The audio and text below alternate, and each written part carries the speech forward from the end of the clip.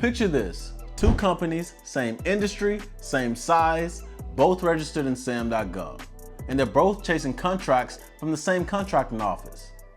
Company A, they spend 6 months on proposals, loses every single one of them. They get no feedback, they make no traction, and they don't understand why. Meanwhile, Company B, they win their first contract within 90 days. Why? Not because they're better, not because they're more experienced, it's because they understand something that Company A doesn't. They understand that you don't always have to go through the front door to get what you need, you can go through the side door. And that's what this video is talking about today. I'm a federal contracting officer with over 10 years of experience. That's over a decade of soliciting, evaluating, and awarding federal contracts. So I've seen how contractors made their way into the federal government and win their first contract. And that's exactly what I'm going to show you today. Before you submit a single proposal, respond to a sources sought, or shake a single hand at industry day, you need to create a capability statement. Not a brochure, not a website printout, a capability statement. This is going to tell federal contracting officers and prime contractors exactly what you do. This needs to be 1 or 2 pages and a quick read of about 30 to 45 seconds, because that's about how much time we're going to spend on it and a prime contractor is going to spend on it. Contracting officers use SBA's small business search to seek out potential vendors during market research to figure out who can provide solutions to the federal government. Also, large contractors, primes, use SBA to build out their teaming strategy when they need a subcontractor for any type of work that they're going to commit themselves to. So your profile cannot be vague. It's going to populate your capability statement, and your capability statement should include these things: your company data, your UEI, your cage code, your NAICS code, your size standard, your certifications, and your point of contact in case the government or a large company want to reach out to you. And one of the most important things is update your language. Make sure you're speaking in the same terminology as the federal government. What you did on the commercial side must translate well on our side. Here's how most companies waste their first year. They wait on an RFP, they scramble to put something together, they lose, they hear nothing back, and they repeat the cycle. On the other hand, companies who are having success in federal contracting, they're getting known before a solicitation even posts. And here are 3 ways how they do that. The first thing they do is they respond to every single sources sought in their lane. RFO Part 10 requires that we, as contracting, do market research on every single thing that we purchase before we make a purchase on it. So what they're doing is getting their names heard, getting their capability statements seen by a federal contracting officer before the requirement even goes out. Number 2 is they attend industry days. This is the perfect opportunity for you to meet program managers and requirement owners before competition even starts. This is an open forum where they discuss everything that's on the horizon for the year. It's free to attend, and the sad part is most small businesses never even come. Number 3 is to contact your local small business office. Their literal job is to put you in a position to win federal contracts. As we're doing market research, before we make any contract award, we're coordinating with the small business office, and they tell us if their small business capable of the services that we're looking for. All right, let's talk about the middleman play. This is the fastest, most legitimate way to win federal contracts. You're not serving as the prime contractor.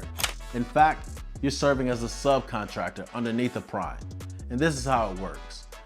Every large business that wins a contract over $900,000, they're contractually mandated to subcontract to a small business.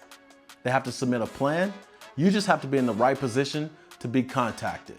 Go to SubNet. This is SBA's subcontracting network. This is where large prime contractors post opportunities for subcontracting.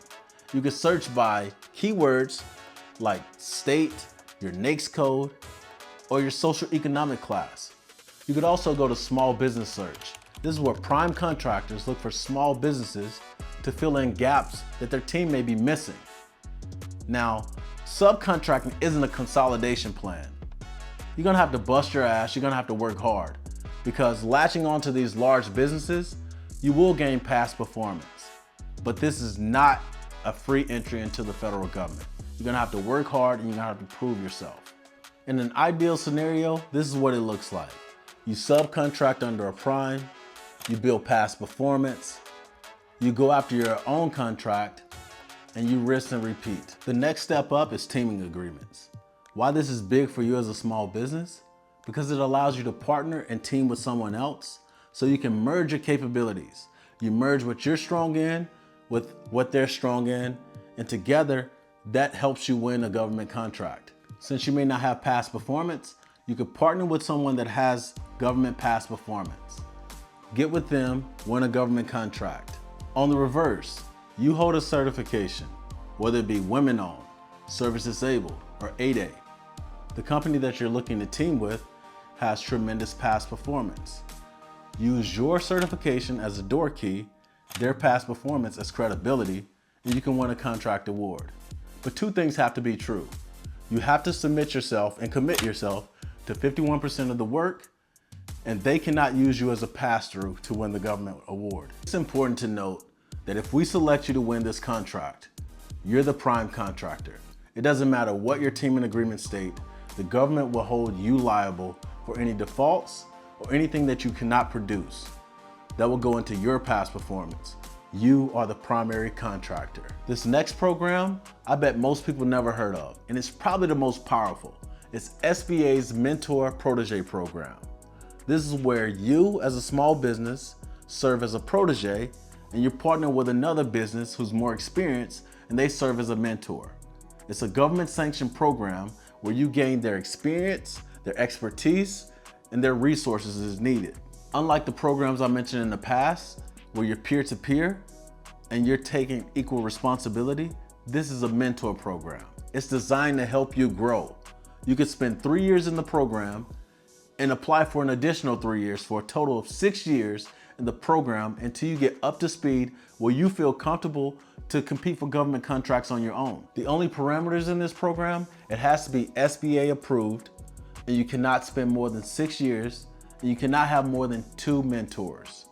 So SBA approved, 2 mentors, no more than 6 years in the program. This is how you're gonna build your execution strategy. You're gonna build your capability statement, specific with government language, NAICS code aligned, and whatever past performance you have, commercial or otherwise. Then you're going to update your small business search profile, update your capability narrative, keywords, certification, NAICS code. Make yourself findable for both agencies and primes. You're then going to identify target agencies and NAICS. Pick one of 3 agencies where your capabilities align. Research their small business spending patterns.